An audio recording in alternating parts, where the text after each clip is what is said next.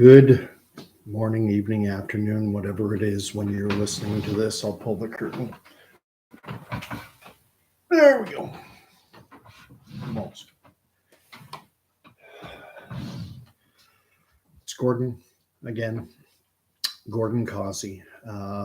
This is a video that I've wanted to do for a while. I've been rolling things around in my brain, wanting to express my views on masks. And I know it's a divisive issue out there. And I also know that there are awesome people on both sides of the equation. But I also believe there are a large number of people who have chosen now, because masks in most jurisdictions, including my home province of Ontario, masks are optional in most places. The shopping mall, grocery store, gas station, whatever the case, indoor, outdoor. It's only in some very specific, maybe some health clinics, some dentists, things of that nature. Some places have opted to require masks. I know that at the drugstore in my town, there's a sign up saying we strongly encourage masks, but they don't require it. And I believe there's a tendency among those who opt to wear a mask to view those, such as myself, who do not, and to think that we're perhaps ignorant, double-digit IQ types, whatever. And I don't think that applies to me, but intelligence, like beauty, is in the eye of the beholder. So maybe you'll listen to this and think I'm an idiot. And but regardless, I wanted to explain my own anti-mask stance, why I am anti-mask. And we need to roll back. We need to go all the way back to the start of this, all the way back to March of 2020, when COVID was first declared a pandemic. That date was March 11th of 2020, and it was about a week after March 17th, 18th, when all the emergency mandates came down. Now, at that point, masking was not mandatory, although some individuals started to wear them. And a large part of the rationale that I heard was that within certain cultures, particularly in Asian countries, I'm talking about China, South Korea, Southeast Asia, mask wearing is actually quite common. One of the things I've heard is that with respect to Beijing in China, is that mask wearing is somewhat ubiquitous. You see it everywhere because of pollution. The quality of the air is so bad. But there are others who believe that it's to control the spread of infectious diseases like viruses. And so, and right off the bat, we had some people chose to wear masks, even though there were no mandates at that time. And immediately, individuals, luminaries, highly prominent individuals, such as Dr. Anthony Fauci, who's head of the National Institutes of Health in the United States and top American top dog when it came to COVID. In Canada, we had Dr. Theresa Tam. And in my own home province of Ontario, our chief medical officer of health at that time was a gentleman by the name of Dr. David Williams. And all three of those individuals chimed in on masking at the beginning. And you'll remember that initially their guidance was against masking. There were no recommendations for masking. And all three offered up pretty much the same explanation. At that time, they said that because masks are medical PPE, medical personal protective equipment, that masks have to be worn and handled properly And that improper mask wearing and improper mask use could actually make things worse. That was what we were being told by, again, Dr. Anthony Fauci, Dr. Theresa Tam, Dr. David Williams, and quite possibly more. Being in Canada, we're influenced heavily by American media. So I heard the words of Dr. Fauci. Being Canadian, I heard Dr. Tam. Being in Ontario, I heard Dr. David Williams. And they were all saying basically the same thing, that mask wearing improper wearing, improper handling of masks could make things worse. How could that be? They didn't explain it. They just put that out there. And having something of an inquisitive mind, I read more on it. I have quoted in a previous video an article in the CBC from May of 2020, which said masks not always the answer. And in that article, they quoted an infection control epidemiologist from the University of Toronto, a gentleman by the name of Dr. Colin Furness. You can look up the article yourself. Masks not always the answer. It was written by the CBC, the Canadian Broadcasting Corporation, and again, quoting Dr. Colin Furness, an infection control epidemiologist with the University of Toronto. I don't know if Dr. Furness has any medical education. Epidemiology in and of itself is not medicine. Epidemiology is about theories about possible ways to maybe control viral spread. It's not a medical discipline. They can't prescribe drugs. They don't study virology. Now, with that being said, it is possible for someone to have a degree, a PhD in epidemiology, and to have degrees in the actual medical field. So just because someone is an epidemiologist doesn't mean that they don't have any a medical degree, but it doesn't necessarily mean that they do have one either. You have to check. And to be honest, I don't know if Dr. Colin Furness has a medical degree or not, but I do know has his PhD in epidemiology. So leaving that aside, in the article, he spoke of the fact that he was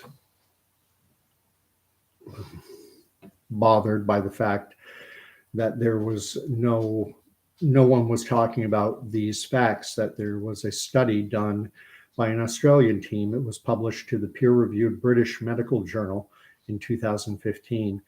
And what they did is they did a study in Vietnam among medical workers. And at that point, it was the only study that had ever been done on cloth masks.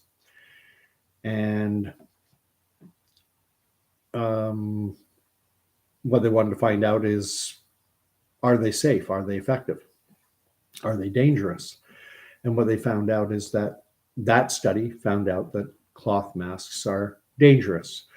What they did is they studied the rate of respiratory infections, and people who wore cloth masks for 4 or more hours a day over the trial period experienced respiratory infections at a 13 times, so 1,300% greater incidence of respiratory infections versus the general population. A certain number of people in the general population will experience respiratory infections. They happen. But if you wore a cloth mask, again, for 4 more hours a day over their study period, and I read it so long ago, I can't remember whether it was a 4-week study or an 8-week study or exactly how long, but it was a number of weeks that those individuals wearing that mask, cloth mask, had a 1,300% increased risk of developing a respiratory infection versus what would happen, what they call as versus the general population, versus the background.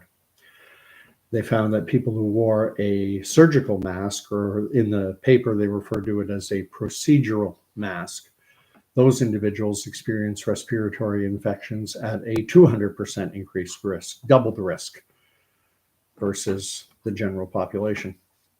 And then it was what they refer to as a cluster trial, because they actually had three groups: cloth mask, 1,300% increased risk of a respiratory infection; medical mask, or procedural mask is how they referred to it in the study, 200% increased risk. And then they had people wearing N95 respirators, but the respirators were only being worn as needed procedurally, meaning someone would come in for a medical procedure, the medical staff would don an N95 mask, and then when the procedure was done, that mask would be discarded and then a new one put on during the next procedure. So they weren't wearing it continuously over the course of a 4+ hour period. And Dr. Furness, in this article in the CBC, referenced that study, and he said it makes perfect sense, and it does, that if you're breathing on this piece of cloth or a medical mask, it becomes damp, it becomes warm, and it's an ideal breeding ground for pathogens, for viruses, germs, bacteria. And he said at some point you're going to start inhaling them. Seems logical.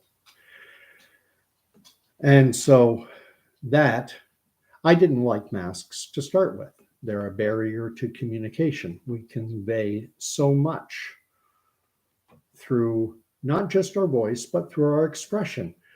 You're in a grocery store and you inadvertently cut someone off and you're face to face.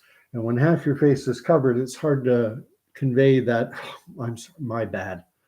Yeah, it doesn't, you need your mouth. The human face is so expressive, and to cut it off is, it inhibits communication. I don't know the percentage. There are all kinds of studies that say 70%, 80%, whatever it is, that so much of human communication is nonverbal. So I was pleased to read that article because it gave a scientific rationale for not wanting to wear a mask. And I also hearken back to what Dr. David Williams, Dr. Teresa Tam, and Dr. Anthony Fauci said. They expressed the view early on that improper wearing, improper handling could actually make things worse. Now, how is that possible? I'm not an infection control epidemiologist. I don't have degrees in virology, immunology, or any other ology for that matter. I've taken some science courses at the university level, so I don't consider myself scientifically illiterate, but I also know I'm out of my depth. However, I do have experience with masking. I was in the Canadian military. We go through something called gas hut training, and you have to wear a gas mask, and it has to be completely sealed, and it has to cover your eyes, nose, mouth. The three famous points of entry that we all learned about in health class when we were 12, 13 years old.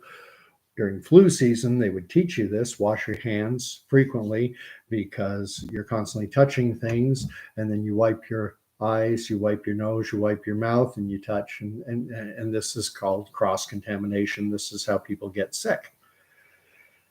And if you think about it logically, in my view, referencing back to what Dr. Colin Furness said with respect to the mask being an ideal breeding ground for viruses, bacteria, germs, pathogens to collect. Once you touch the outside of the material, now you've contaminated your hand. You see this all the time. You see people with masks on, and they're constantly pulling it down, or it's below the nose. But the simple point of the fact of the matter is that some people say you have to wear a mask properly. That means over the nose. Well, yes, it means over the nose, but it means a lot more than over the nose. It means you don't touch the outside material, whether it's over the nose or not. Because if there is a bacterial, viral, pathogenic component out there, it's going to be on the outside of the mask potentially. And now you're touching the outside of it. And I'm going to give one example. I was in a retail store and I was talking with a woman who was engaging in inventory. She was doing an inventory count and she was wearing a mask. The mask around the nose, she had touched it so many times that you could actually see it was smudged. That's how much she had touched it.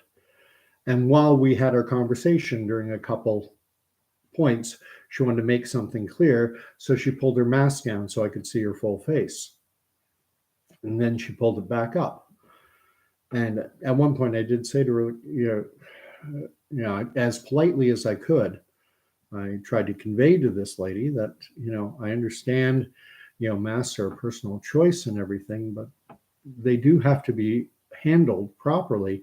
And when you're touching the outside material, if there is a virus on there, it's now on your hand. And then she was counting, and the reason her hands are getting dirty is she was counting product on the shelves and writing it down in her notebook, counting product. So she's touching things. That's why her hands got smudged. And that's why her mask got smudged all around the nose.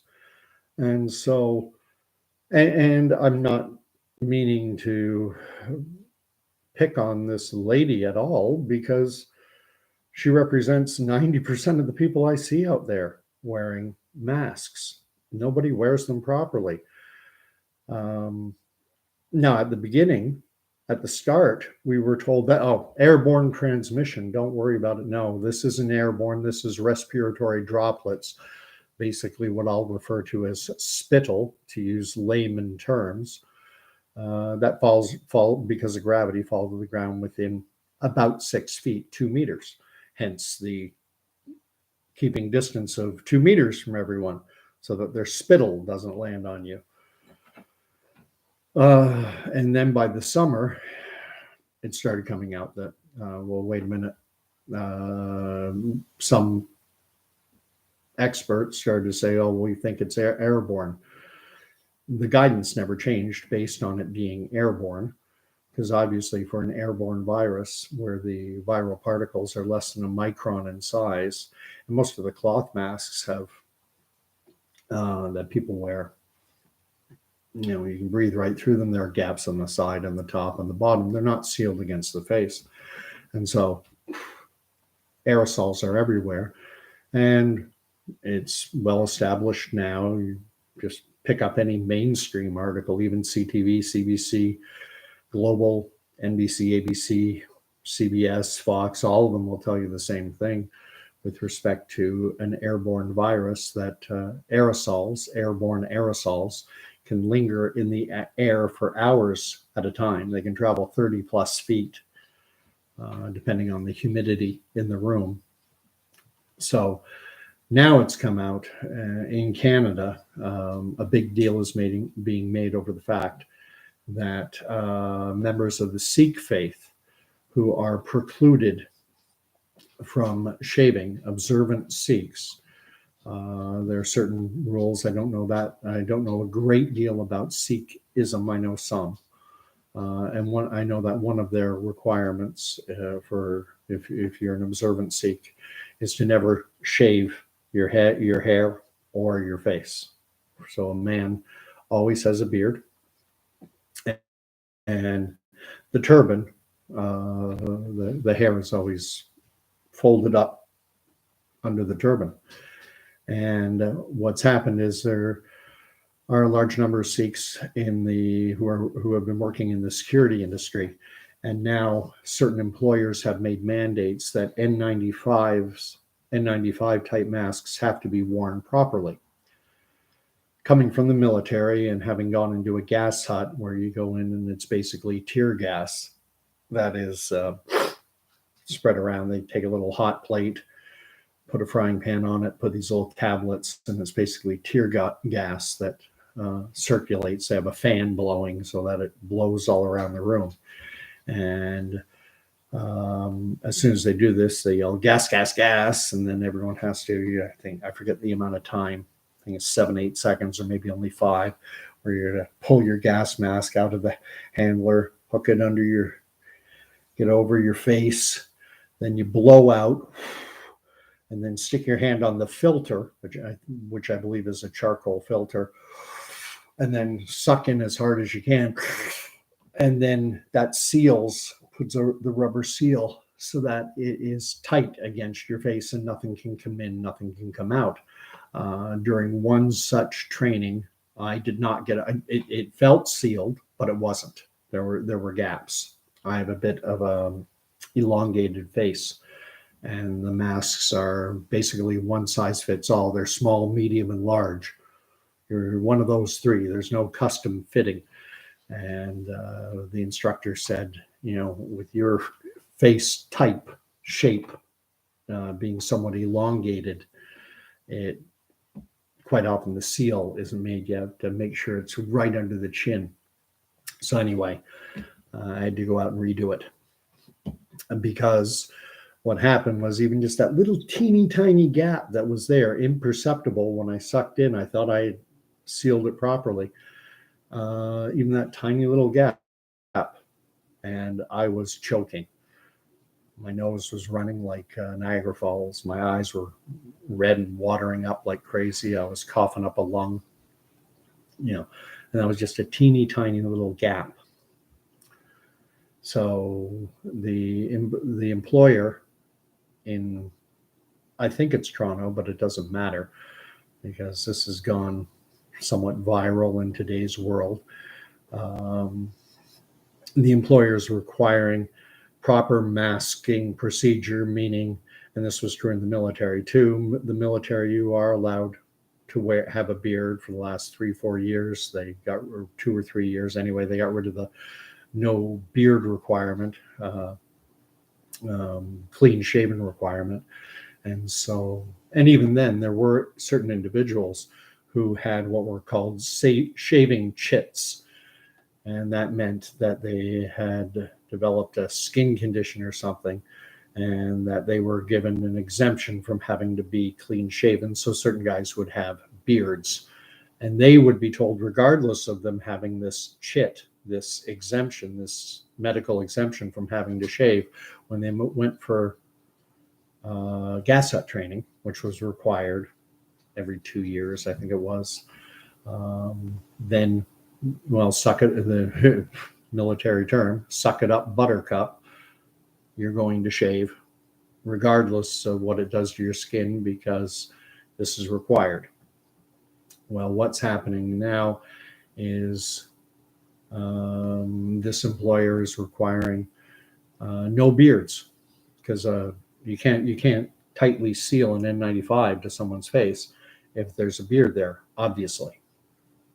And of course, now we get into the whole aspect of human rights and religious freedom and yada, yada, yada, to use an old Seinfeld term. And my empathies are with the Sikh community. If someone chooses to wear a mask, okay. But there is ample reason why not to wear one. If you, the one cohort of the population that I will respect are those who I see, but I don't observe them in depth. I don't know how they're putting it on. I don't know how they're taking it off. But I do see people wearing what appear to be the proper N95 type. They do appear to be tightly sealed with no gaps around it's right on there. So that's good. Are they pulling it out of a disgusting pocket or out of a purse? That I don't know, because as I say, I don't observe people. I'm not stalking people. But The outside material of a mask has to be treated like like it is contaminated. And I have had training on this as well. And again, it was military training with respect to how to deal with a compromised, hazardous environment. And you have to wear gloves. Obviously, you would, be, and anything outside material can be contaminated. So the only thing that's allowed to touch any outside material is the gloves. So the gloves take the mask off.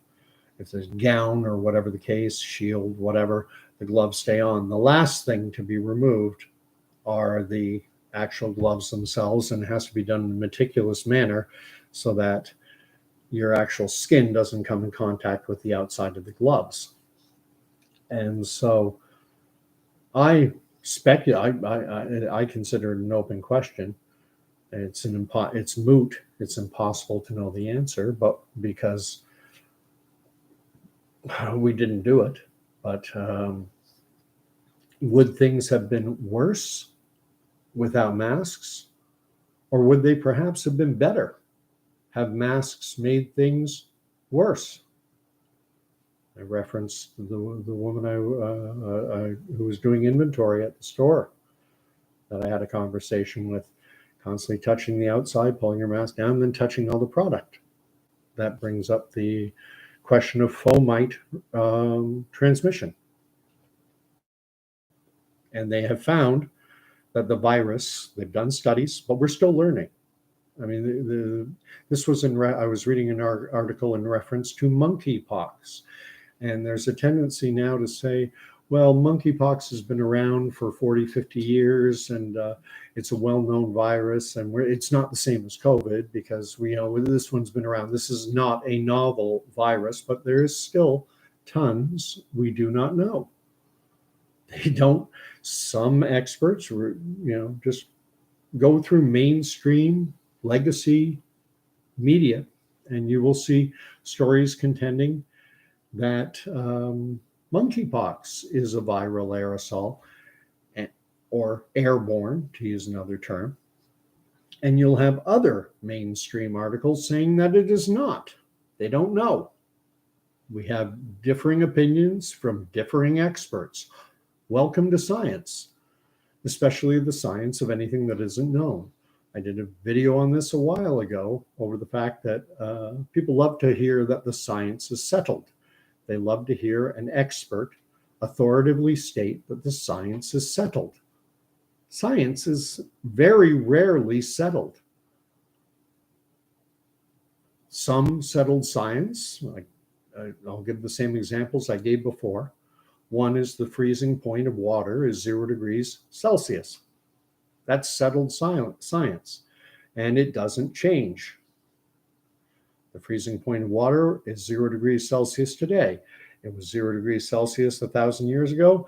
It'll be 0 degrees Celsius 1,000 years from now. It's settled. Likewise, how long it takes the Earth to in its orbit around the sun. It's 365 1/4 days. That is settled science. It doesn't change. But I know when it came to masks, and Dr. Tam, Dr. Fauci, Ontario's former chief medical health officer of health, Dr. Williams, when they gave interviews saying that for masks to be effective, that they have to be worn and handled properly. And if they're not worn and handled properly, that it could potentially make things worse. They weren't lying. That's true. Then they backtracked, and the story became, well, we wanted to protect the supply of medical masks. Well, did that negate the truths you spoke before? That improper wearing, improper handling of masks could actually make things worse. They never contradicted those proclamations that they made early on. I genuinely believe it was a political decision. You had a loud cohort of the population who was screaming for masks. Give us something. We're scared. If everyone wear a mask. And so it became political. And we've all seen the videos of individuals pulling, before they go onto camera, pulling a mask out of their dirty, disgusting pocket, then putting it on as they go on stage for a press conference. And then once they get to the mic, taking it off again. It's theater. It's not science. But I know that for someone who has been wearing a mask for 2+ years, letting go of it can be difficult. It's a security blanket. I feel comfortable. I've heard the words. It's it's a matter of personal comfort. I feel more comfortable having this mask on. I'm going to suppose, I'm going to interject into that it makes the person feel safe. Now, what does it actually make them safe? Feelings are feelings. I used to feel that if I dribbled the ball 3 times before taking a free throw, that I had a better chance of making it than if I only dribbled it twice. And how you feel is important. So, boom, boom, boom, take the shot. It's a tough issue. I'm primarily addressing this to those who are still wearing masks. I'm unmasked. And I've had people in social media, no one I've actually known has ever had the temerity to say this to my face, but over social media, people will say, I hope you get sick and die. Sorry. I'm healthy. I did get sick in February, 2-3 days with some mild cold, or it was a bad cold or a mild flu. Take your pick. Didn't do anything. No real self-medication. I take turmeric, which is an Indian spice, which is said to have anti-inflammatory properties. A pharmacist recommended it to me for some issues I was having with sciatic nerve, and it did a great job on that, so I continue taking it. Outside of that, in the winter months, I take vitamin D, because one of the things that has come out during this COVID era is that there's a strong correlation between vitamin D deficiency and COVID being serious.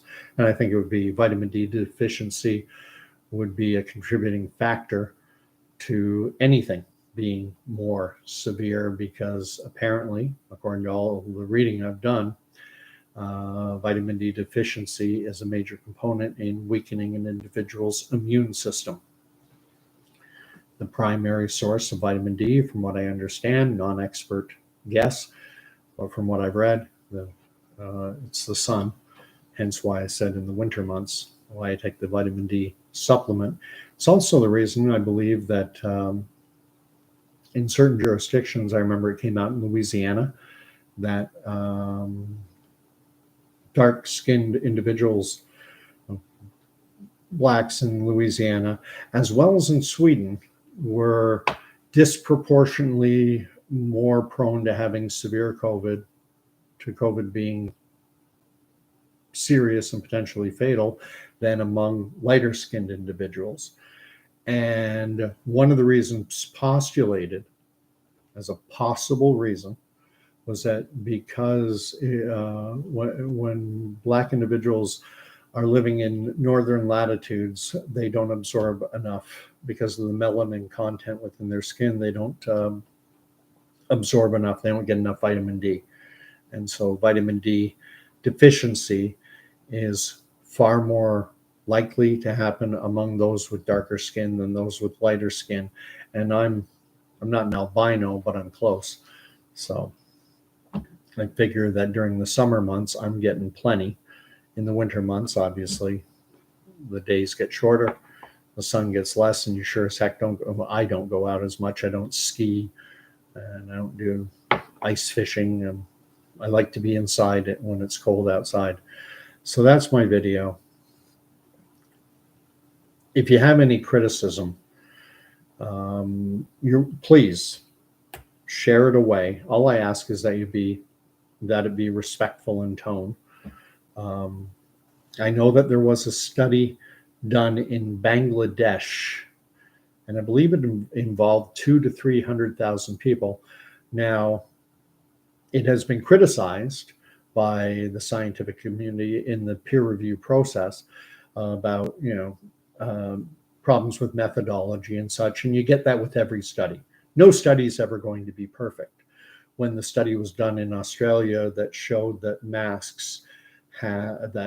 cloth masks are 13 times more likely to cause a respiratory infection, there were criticisms of that trial as well.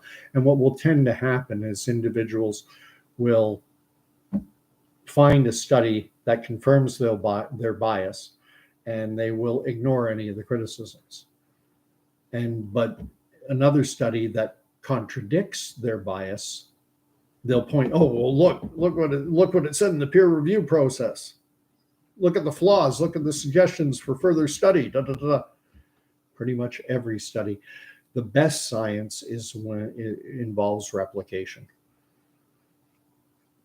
Because every study ever done previous to that one in Bangladesh showed no efficacy, no benefit to public masking. Prior to that study, there was one done in Denmark. And at that time, it was the largest ever public masking study. And I think it was June, July of 2021. It was published to the Annals of Internal Medicine, another peer-reviewed scientific journal. And they basically, I think it was in the neighborhood of 4,000 to 5,000 individuals, divided roughly equally between an unmasked and a masked arm. And they found the difference in infection rates between the two groups. There was no statistical significance. It was flip a coin. You were just as likely to get infected whether you wore a mask or whether you didn't. But it wasn't a perfect study. It had its issues. Bangladesh came out. It has its issues. I just take what we've learned, what we've known forever. I mean, when you see a doctor go into the OR, the gown, gloves, mask, and they don't touch anything. All the instruments they're using are sterilized. You may recall an old MASH episode where Charles scratches his nose and refuses to admit it. And Margaret, you scratched your nose. You're not sterile. You have to go scrub again. And no, I didn't. This is what medical PPE is. Whether it works or not, does it work? Do people wear it properly? Do they handle it properly? And based on my observations, I do see some people wearing proper N95 type. It looks like they're wearing it properly, but I'm just observing them for a couple minutes. So, I see tons of people. It's below the nose. It's being pulled down, pulled up, pulled down. It's being pulled out of a pocket, for goodness sakes. It's gross. And then they're breathing on it. So that's my take on it. I pray that they don't bring back these mandates. I do view them as strictly political because people scream and cry and yell. And it's like, all right, we'll throw you a bone here. We'll make everyone wear a mask again. And then you have, I'm not a scofflaw. If they mandate it, all right. And I've shown it before. I don't know if I have it here. Yeah, I do. There's my mask. Mouth covered, nose covered. It's a flimsy little piece of plastic. If I have to go back to wearing that, okay. So The hot mess mom is saying they want everyone to get another jab every 9 months. Yeah, that's the guidance. That's what the recommendation is. They also want me to quit smoking, and I haven't done that. They haven't. Ever during the entire pandemic. I haven't made this point for a while, but I'll make it again.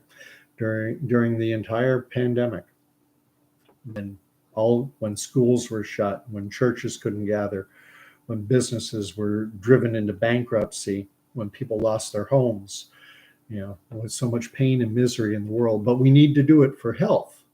That was the rationale. Well, during that entire time, the cultivation, manufacture, distribution, sale, and possession of cigarettes was always essential. Think about that. It's all about health. We've got to protect the health of people. But the cigarette industry is essential. That guy's business isn't. His business isn't. Her mental health can go to hell. We don't care. But cigarettes, you got to keep those jobs going. And so I'll leave it there. Thanks for coming back on, Hot Mess Mom and Amina. And we'll see what happens in the days ahead. So much can change. Good night, all.